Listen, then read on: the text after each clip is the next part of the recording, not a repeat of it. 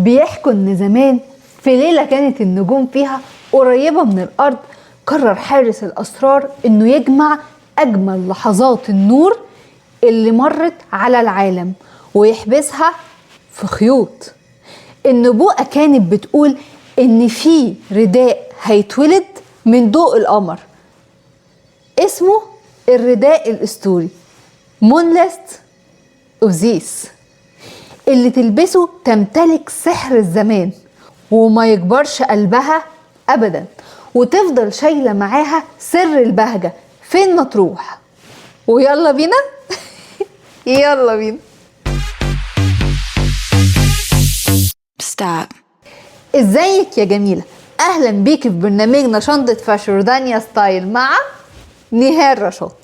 الاسطورة بتقول ان النقوش اللي على الرداء ده ما رسمتهاش ايد بشر، دي انعكاس لصور الجناين المعلقة وحكايات ألف ليلة وليلة، وعشان كده ما بيبانش سحره الحقيقي غير في ليالي رمضان وقت ما القلوب بتبدأ تنور. الكفتان ده بيبدأ يتنفس مع صاحبته. الألوان اللي فيه مش مجرد ألوان، دي تمائم للحظ والجمال. الأزرق اللي فيه هو سر السماء وقت الغروب لما بتبدأ تنده للنجوم، والأوف وايت هو لون السحاب الصافي اللي بيطبطب على الروح. أما لمسات بقية الرسمة فهي خيوط الندى اللي استنت الفجر عشان تنور طريقك.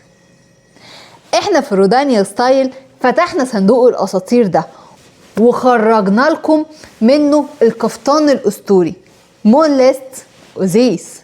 الكفتان ده مش متصمم لعابر السبيل، ده متصمم للملكات اللي بيقدروا قيمة الحكايات. لما تلبسيه في عزومات رمضان انت مش بتلبسي قطعة فاشن، انت بتعيدي احياء اسطورة قديمة بتقول ان الجمال الحقيقي هو اللي بيخطف الانظار ويخلي الوقت يقف احتراما ليكي. انت مش محتاجة تدوري على التميز لان الاسطورة اختارتك انت عشان تحكيها. الكفتان الاسطوري مستني بطلته دلوقتي على موقعنا www.rodaniastyle.com. دي كانت حكاية الكفتان الاسطوري في شنطة فاشن رودانيا ستايل. استنوني في اسطورة جديدة من اساطيرنا، وما تنسوش تتابعونا على الفيسبوك وعلى الانستجرام @rodaniastyle. وافتكروا دايما life is a party dress like it. Bye. Stop.